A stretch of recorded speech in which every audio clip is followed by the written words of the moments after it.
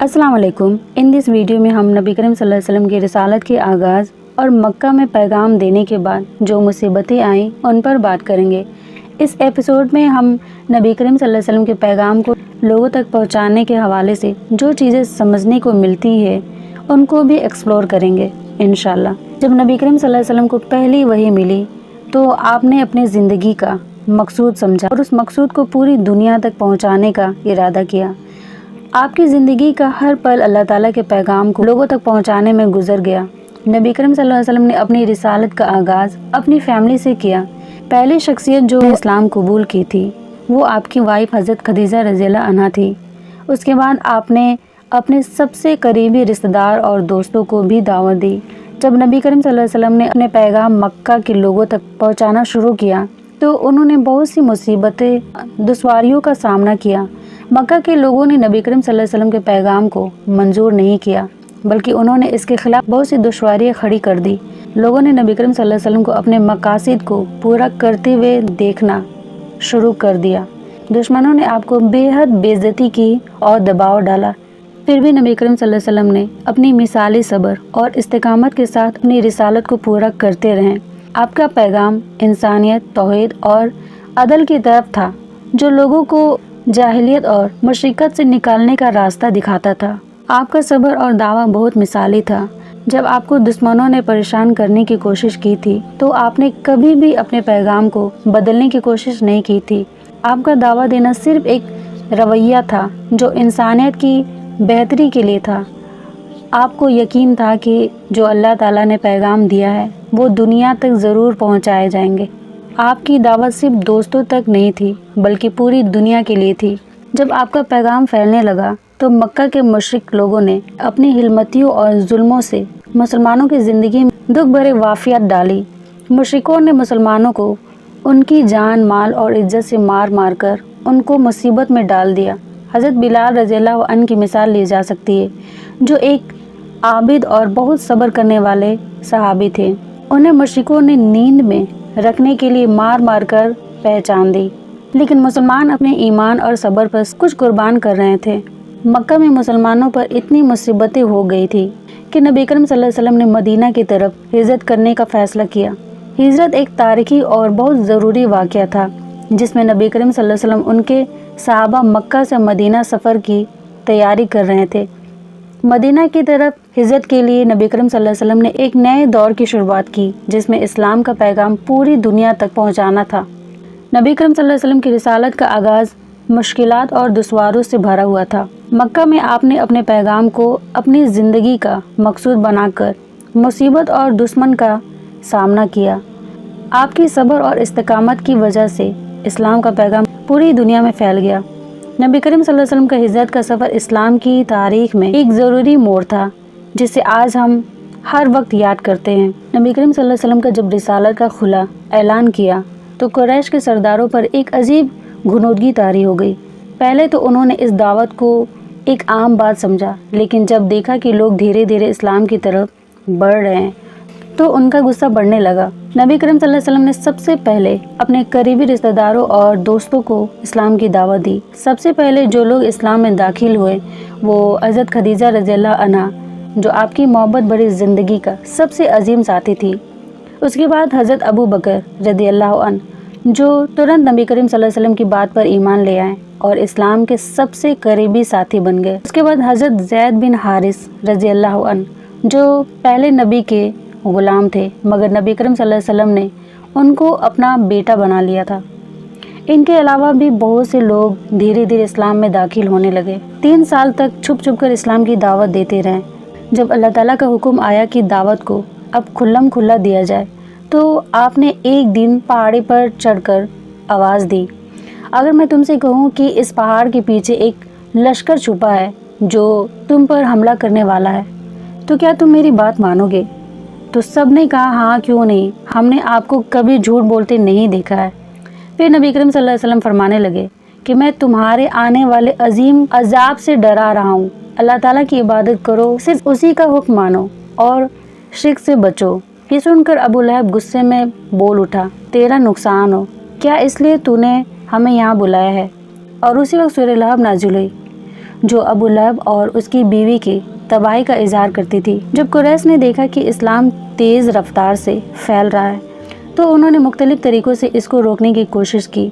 मजाक और इल्ज़ाम तराशी करने लगे। आप सल्लल्लाहु अलैहि वसल्लम के बारे में कहने लगे कि ये एक शायर है, ये एक जादूगर है जो लोगों पर जादू कर देते हैं। हज़रत बिलाल रज़ियल्लाहु अन्हु, हज़रत सुमैया रज़ियल्लाहु अन्हा और उनके घर वालों पर शदीद जुल्म किया गया। नबी करीम सल्लल्लाहु अलैहि वसल्लम से समझौता करने की कोशिश कुरैश के सरदारों ने सोचा कि अगर मोहम्मद सल्लल्लाहु अलैहि वसल्लम थोड़ा सा हमारे देवी देवताओं को मान लेते तो हम भी उनके अल्लाह ताला को मान लेंगे, लेकिन नबी करीम सल्लल्लाहु अलैहि वसल्लम ने साफ इनकार कर दिया और सूरह अल काफिरून नाजिल हुई, जहाँ पे अल्लाह ताला फरमाता है कि तुम्हारे लिए तुम्हारा दीन और मेरे लिए मेरा दीन। कुरैश ने जब देखा कि आप सल्लल्लाहु अलैहि वसल्लम उनकी बात नहीं मान रहे थे तो उन्होंने सोचा कि उनके चचा अबू तालिब को मना कर उनका साथ छोड़ा दूँ, मगर अबू तालिब ने साफ कह दिया जब तक मैं ज़िंदा हूँ मोहम्मद सल्लल्लाहु अलैहि वसल्लम का साथ नहीं छोड़ूंगा। इस वजह से कुरैश ने बनु हाशिम और बनु मुतल्लिब का एक मुकम्मल बॉयकॉट कर दिया और इन्हें कैद कर दिया गया, जहाँ 3 साल तक शदीद मुश्किलें झेलनी पड़ी। इस्लाम की रोशनी छुपने वाली नहीं थी। कुरैश जितनी भी कोशिश कर लेते मगर सच्चाई रोज़ बाहर आ रही थी। ये वक्त सबसे ज़्यादा मुश्किल था, लेकिन यही वो दौर था जो इस्लाम की बुनियाद बन गया। और फिर कुरैश ने एक फ़ैसला किया कि जो भी बनु हाशिम या बनु मुतल्लिब का साथी होगा उससे किसी किस्म का लेना देना नहीं रखा जाएगा। कोई उनसे माल का लेन देन नहीं करेगा, कोई उनसे शादी नहीं करेगा, कोई उनसे मिलना जुलना नहीं रखेगा। ये मुकम्मल बॉयकॉट एक लिखित एग्रीमेंट की सूरत में लिखा गया और काबा के अंदर टांग दिया गया ताकि कोई इसे ना तोड़ सके। बनु हाशिम और बनु मुतल्लिब को शाइब अबी तालिब एक तंग वादी में कैद कर दिया गया था, जहाँ भूख प्यास की वजह से छोटे छोटे बच्चे रात भर रोते रहते थे। लोग सूखी हुई पत्ते और जंगल के घास खाने पर मजबूर हो गए थे। कभी कभी हज़रत साद बिन अबी वकास रज़ियल्लाहु अन्हु एक एक दिन सिर्फ एक खजूर से गुजारा करते थे, लेकिन इस सब के बावजूद अबू तालिब ने नबी करीम सल्लल्लाहु अलैहि वसल्लम का साथ नहीं छोड़ा। कुछ कुरैश के लोगों के दिल नरम हुए। जुहैर बिन अबी उमैमा, अब्दुल बख्तरी और हाशिम बिन अमर ने मिलकर फैसला किया कि बॉयकॉट का खात्मा करना चाहिए। जब उन्होंने बॉयकॉट का लिखा हुआ कागज़ काबा से निकाला तो देखा कि अल्लाह ताला ने उस कागज़ को दीमक से छुड़ा दिया था, यानी कि सिर्फ अल्लाह ताला का नाम लिखा हुआ था। इसके अलावा सब कुछ मिटा दिया गया था, सिर्फ अल्लाह ताला का नाम था। ये एक निशानी थी कि अल्लाह ताला ने बॉयकॉट को ख़त्म कर दिया। बॉयकॉट के 3 साल बाद बनु हाशिम आज़ाद हो गए। बॉयकॉट से रिहा होने के कुछ ही अरसे बाद नबी करीम सल्लल्लाहु अलैहि वसल्लम को 2 सबसे अजीम गम मिले। पहला अबू तालिब की वफ़ात, जो आप सल्लल्लाहु अलैहि वसल्लम की मदद और हिमायत का सबसे बड़ा सहारा थे, और दूसरा गम ये था कि हज़रत खदीजा रज़ियल्लाहु अन्हा की वफ़ात, जो नबी करीम सल्लल्लाहु अलैहि वसल्लम की सबसे अजीम बीवी और तसल्ली का मरकज़ थी। ये गम इतने शदीद थे कि इस साल को आमुल हुज़्न कहा गया है, यानी कि गम का साल। मक्का में मुश्किलें बढ़ती जा रही थी, इसलिए नबी करीम सल्लल्लाहु अलैहि वसल्लम ने अपने ग़ुलाम ज़ैद बिन हारिस के साथ ताइफ गए ताकि वहाँ के लोग इस्लाम की दावत को मान ले। लेकिन ताइफ के सरदारों ने सिर्फ इनकार नहीं किया बल्कि बदतमीज़ी की, मजाक उड़ाया और उनके बदतमीज़ नौकरों ने भी गालियाँ दिलवाई। नबी करीम सल्लल्लाहु अलैहि वसल्लम पे पत्थर बरसाए गए ताकि उनके पाँव खून से भर जाएं। ताइफ के छोटे बच्चों को पीछे लगा दिया गया, वो चीखे चिल्लाएं और उनका पीछा करें। नबी करीम सल्लल्लाहु अलैहि वसल्लम के ताइफ के बाहर एक बाग में एक दीवार के साथ बैठ गए। उस वक्त आपने एक अजीम दुआ की। उन्होंने कहा कि ए मेरे अल्लाह, मैं तेरे सामने अपनी कमज़ोरी, अपनी बेबसी और लोगों के सामने अपनी जलील हालत का शिकवा करता हूँ। अगर तू मुझसे नाराज़ नहीं है तो मुझे कोई फ़िक्र नहीं। और फिर जिब्रील अलैहिस्सलाम आए और कहा, अगर आप चाहें तो मैं इन दोनों पहाड़ों को मिला दूँ ताकि ये ताइफ के लोगों को कुचल दे। लेकिन नबी करीम सल्लल्लाहु अलैहि वसल्लम का सब्र देखे। उन्होंने कहा कि नहीं, शायद इनकी आने वाली नस्लें इस्लाम को मान ले। और वाकई चंद साल बाद ऐसा ही हुआ। चंद साल बाद ताइफ इस्लाम का मजबूत मरकज़ बना। इस्लाम की तारीख़ का ये दौर सबसे ज़्यादा मुश्किल था, लेकिन सब्र, अज़म और अल्लाह ताला की मदद का सबसे बड़ा सबूत भी था। जब सब रास्ते बंद होते नज़र आए तब अल्लाह ताला ने इसरा व मिज़रा का तौफ़ीक दिया, जिसमें आप सल्लल्लाहु अलैहि वसल्लम को आसमानों की सैर करवाई गई। طائف کا دکھ، بوائکٹ کی تکلیف، ابو طالب اور حضرت خدیجہ رضی اللہ عنہا کی وفات، ان سب غموں کے بعد اللہ تعالیٰ نے اپنے حبیب کو ایک عظیم توفیق سے نوازا، اسرا اور معراج کا۔ یہ وہ معجزہ تھا جس میں نبی کریم صلی اللہ علیہ وسلم ایک ہی رات میں مکہ سے بیت المقدس اور وہاں سے آسمانوں تک لے جائے گئے۔ ایک رات جبریل علیہ السلام آئے اور نبی کریم صلی اللہ علیہ وسلم کو کعبہ کا ایک حصہ میں لے گئے۔ جبریل علیہ السلام نے نبی کریم صلی اللہ علیہ وسلم کا سینہ شفاف پانی سے دھویا، پھر ایک نورانی سواری یعنی کہ براق پیش کی گئی جو بجلی کی رفتار سے تیز تھی۔ نبی کریم صلی اللہ علیہ وسلم نے براق پر سواری کی اور ایک پل میں مسجد اقصیٰ سے بیت المقدس پہنچ گئے۔ مسجد الاقصیٰ میں انبیاء کی نماز یعنی کہ یہاں حضرت آدم علیہ السلام، حضرت ابراہیم علیہ السلام، حضرت موسیٰ علیہ السلام، حضرت عیسیٰ علیہ السلام اور تمام انبیاء علیہ السلام موجود تھے۔ نبی کریم صلی اللہ علیہ وسلم ان کی امامت کی اور نماز پڑھائی۔ یہ اس بات کی دلیل تھی کہ آپ تمام انبیاء کے امام ہیں۔ مسجد الاقصیٰ سے نبی کریم صلی اللہ علیہ وسلم آسمانوں کی طرف براق کے ساتھ اوپر چلے گئے۔ پہلے آسمان پر حضرت آدم علیہ السلام سے ملاقات ہوئی جو دونوں طرف دیکھ رہے تھے۔ جب دائیں طرف دیکھتے تو خوش ہوتے، اس طرف جنتی لوگ دیکھتے، اور جب بائیں طرف دیکھتے تو غمگین ہو جاتے، ادھر جہنمی لوگ دیکھتے۔ اور دوسرے آسمان پہ گئے تو حضرت عیسیٰ علیہ السلام اور حضرت یحییٰ علیہ السلام سے ملاقات ہوئی جو نبی کریم صلی اللہ علیہ وسلم کا انتظار کر رہے تھے۔ اور تیسرے آسمان پر جب گئے تو حضرت یوسف علیہ السلام سے ملاقات کی جنہیں حسن کا ایک بڑا حصہ دیا گیا تھا۔ اور جب چوتھے آسمان پہ گئے تو حضرت ادریس علیہ السلام سے ملاقات ہوئی جن کے بارے میں قرآن میں فرمایا گیا ہے کہ ان کو بلند مقام دیا گیا ہے۔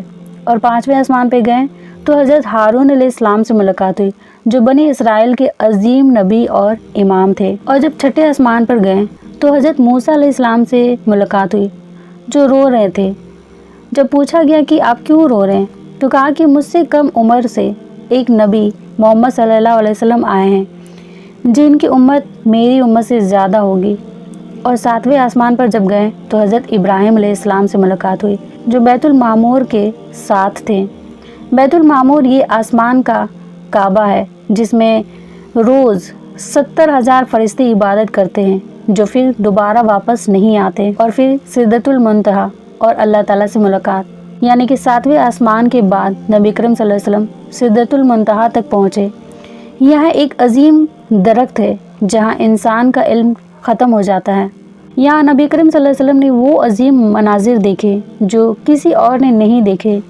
جبریل علیہ السلام یہی رک گئے۔ انہوں نے کہا کہ اگر میں ایک قدم بھی آگے بڑھا تو جل جاؤں گا۔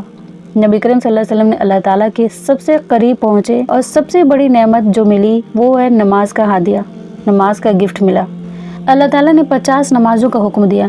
جب واپس آئے تو حضرت موسیٰ علیہ السلام نے کہا کہ یہ بہت زیادہ ہے، تو پھر نبی کریم صلی اللہ علیہ وسلم واپس گئے اور آخر میں 5 نمازیں رکھی گئی۔ لیکن اللہ تعالیٰ کا فضل دیکھیے، ان 5 نمازوں کا ثواب 50 کا دیا گیا ہے۔ جب نبی کریم صلی اللہ علیہ وسلم صبح مسجد الحرام واپس آئے اور قریش سے یہ بات کہی تو قریش نے اس کا مذاق اڑایا۔ کچھ لوگ ایمان لے آئے لیکن اکثر اس کو جھوٹ سمجھنے لگے۔ ابو بکر رضی اللہ عنہ نے بنا کسی شک کے تصدیق کی، اس وجہ سے ان کو الصدیق کا لقب ملا۔ اسرا و معراج ایک عظیم معجزہ تھا جس میں نبی کریم صلی اللہ علیہ وسلم نے انبیاء علیہ السلام کی امامت کی، آسمانوں تک سفر کیا اور اللہ تعالیٰ سے سب سے قریب ملاقات کی۔ نماز کا سب سے بڑا تحفہ ملا۔ جس دور میں قریش نے ہر طرف سے تنگ کر دیا تھا، اللہ تعالیٰ نے یہ عظیم معجزہ دے کر نبی کریم صلی اللہ علیہ وسلم کا جذبہ اور بڑھا دیا۔ مکہ میں مشرکین کی سازشیں بڑھ چکی تھی۔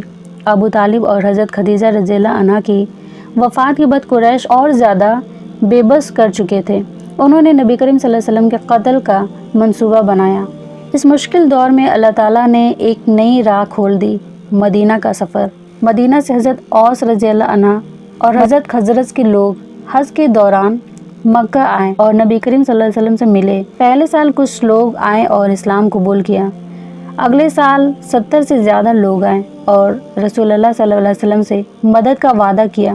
یہی مدینہ کے لوگ اسلام کی نئے دور کی بنیاد بننے والے تھے۔ قریش کی سازش اور نبی کریم صلی اللہ علیہ وسلم کا مکہ چھوڑنا۔ قریش نے ایک خطرناک پلان بنایا۔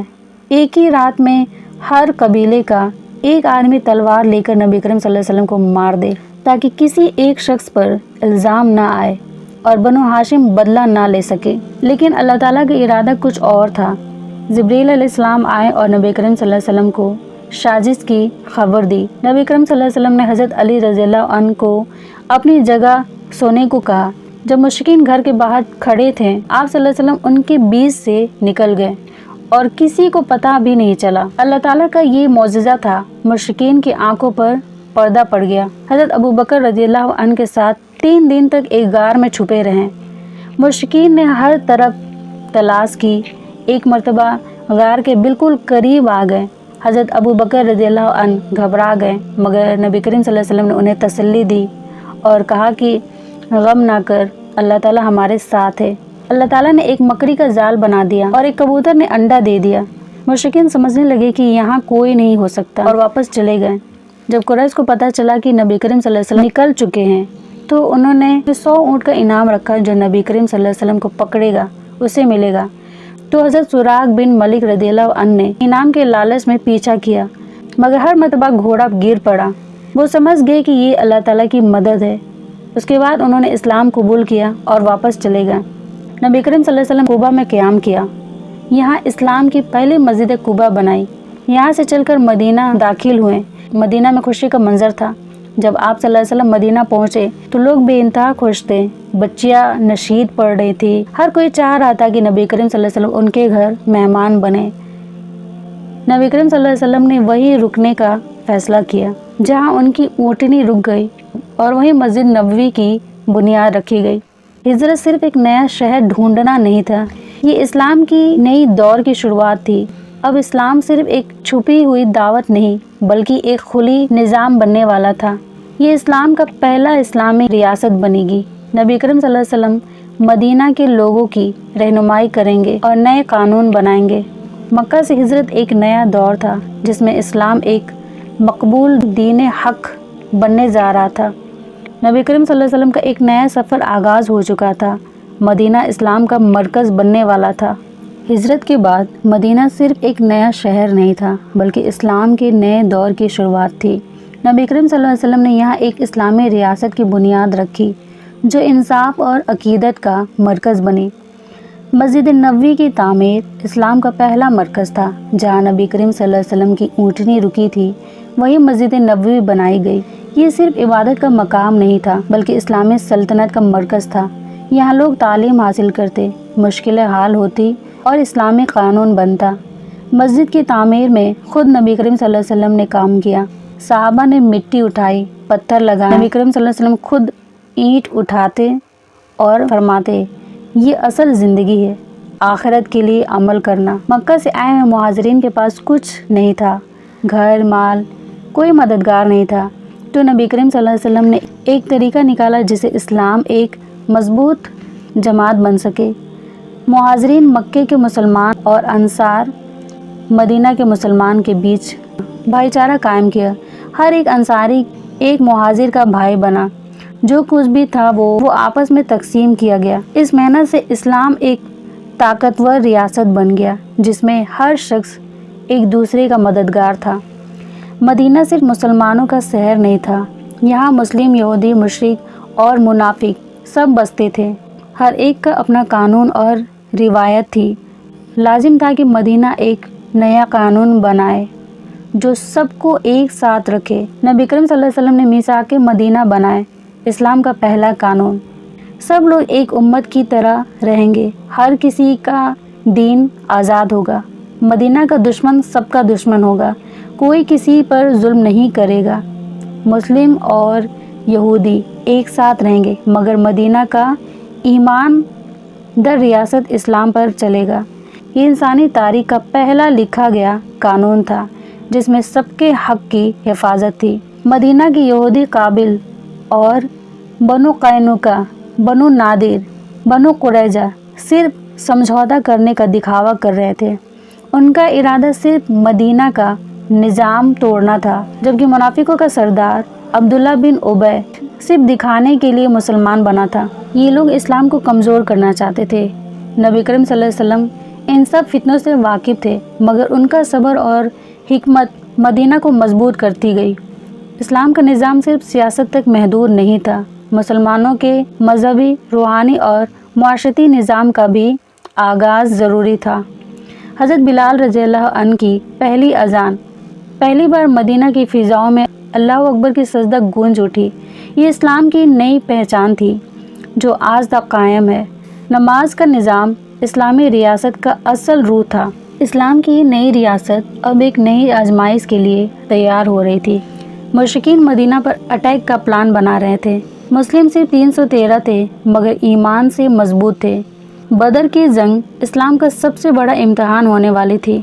इस्लाम सिर्फ एक इबादत का दीन नहीं, बल्कि एक मुकम्मल निज़ाम है जो सियासत, मुआशरत और इंसाफ पर मबनी है। मिसाक़े मदीना इंसानी तारीख़ का पहला कानून था जो सबके हक़ की हिफाजत करता था। अज़ान और नमाज इस्लाम का असल मरकज़ बनी। इस्लाम का पहला इम्तहान अब बदर की जंग थी। अगले एपिसोड में हम जंग बदर, हक़ और बातिल का पहला मुकाबले पर बात करेंगे।